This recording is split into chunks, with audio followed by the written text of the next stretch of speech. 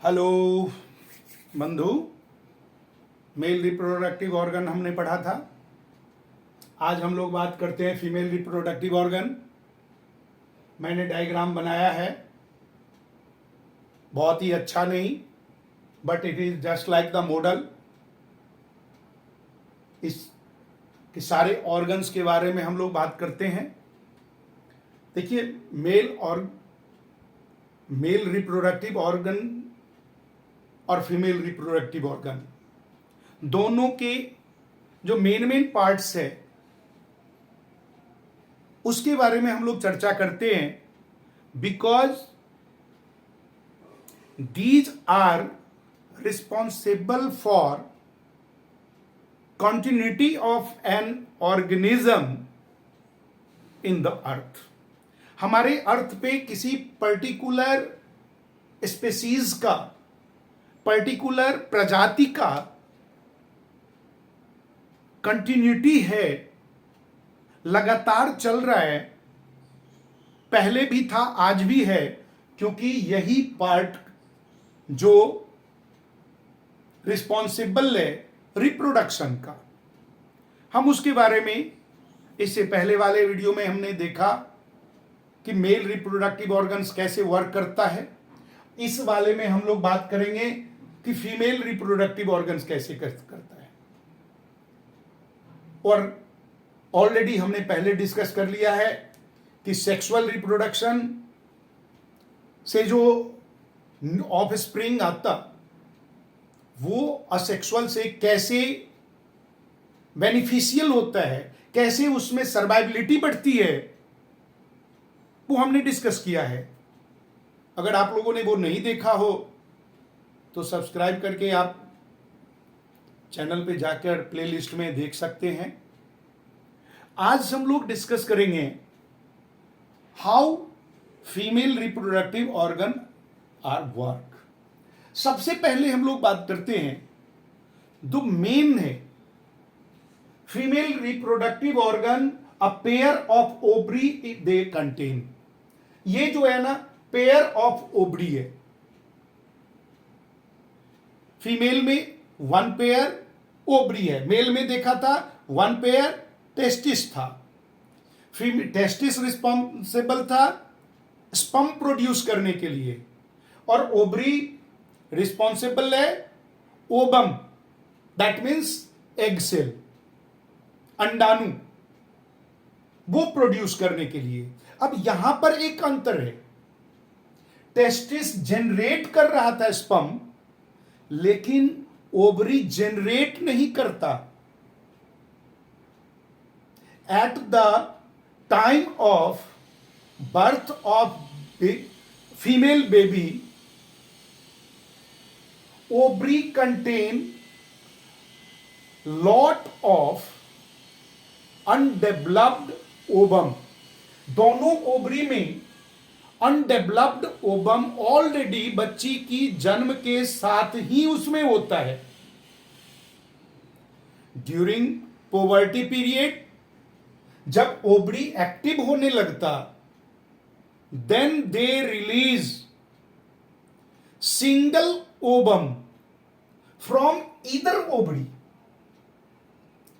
जब वो बच्ची पोवर्टी स्टेज में आता, यानी ओवरी से जो हार्मोन्स हमने चर्चा किया था, याद होगा, एस्ट्रोजन, वो हार्मोन्स क्रिएट होता, सेकेंडरी सेक्सुअल डेवलपमेंट क्रिएट होता, बढ़ने लगता है, तो ईदर ओवरी से, दोनों ओवरी में से किसी एक से एक सिंगल ओबम जो मैच्योर्ड होकर रिलीज होता, और ये जो फिलोपियन ट्यूब है इसमें आके वो रुकता है। ये तो ओवरी का काम हो गया, ओबम रिलीज करना। नेक्स्ट है फिलोपियन ट्यूब, जिसको हम लोग ओविडक्ट भी कहते हैं। तो ओविडक्ट और फिलोपियन ट्यूब दोनों एक ही है, घबराना नहीं, दोनों एक ही है।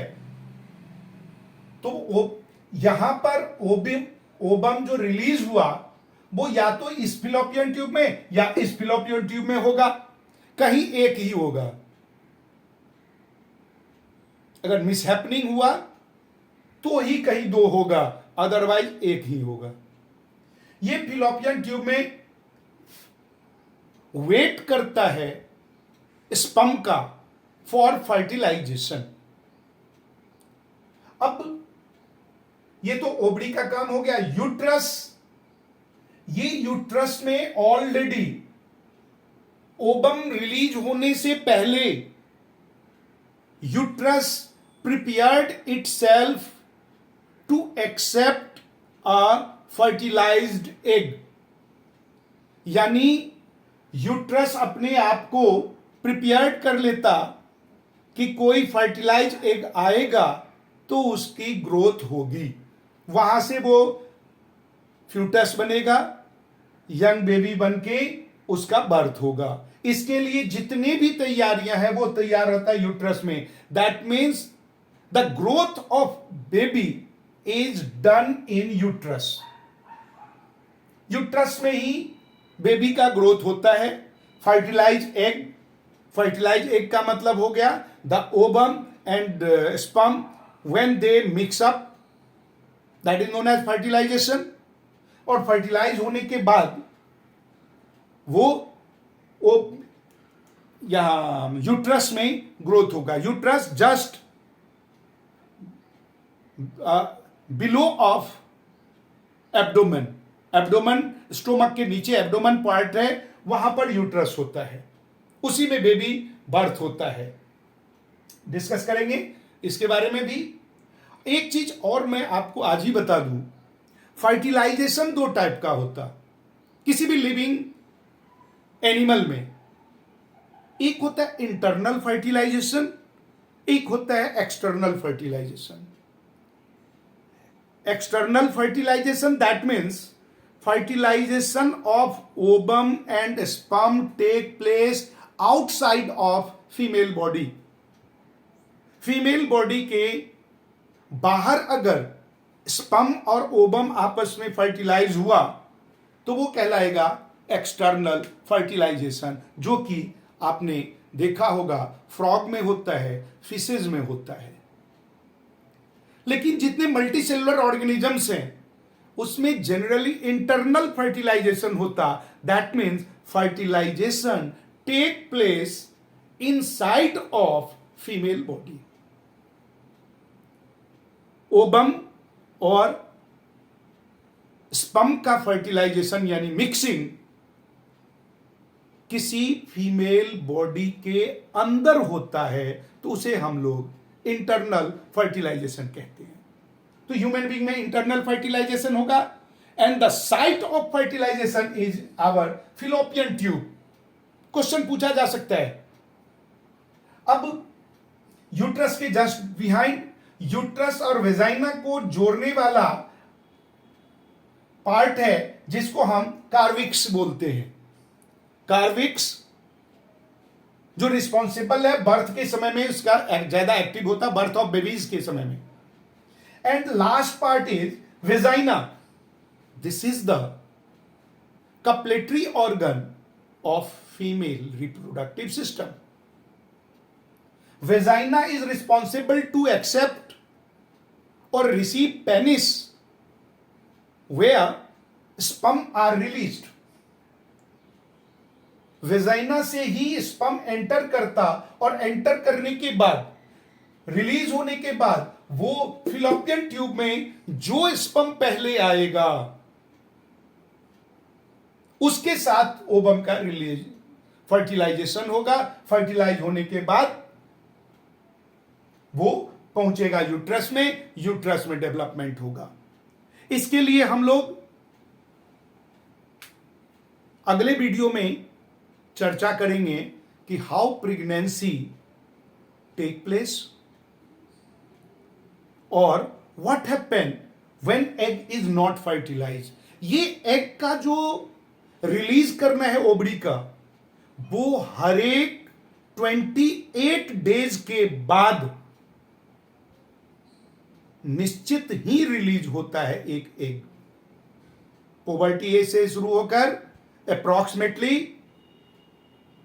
50 to 55 एज तक किसी भी फीमेल के ओवरी से ओवम रिलीज होता ही है।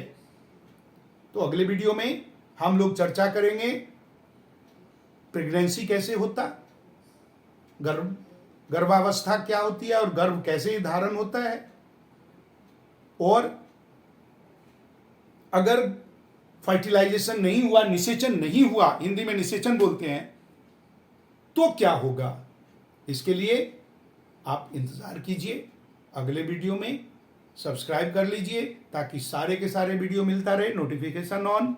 मिलते हैं अगले वीडियो में। बाय।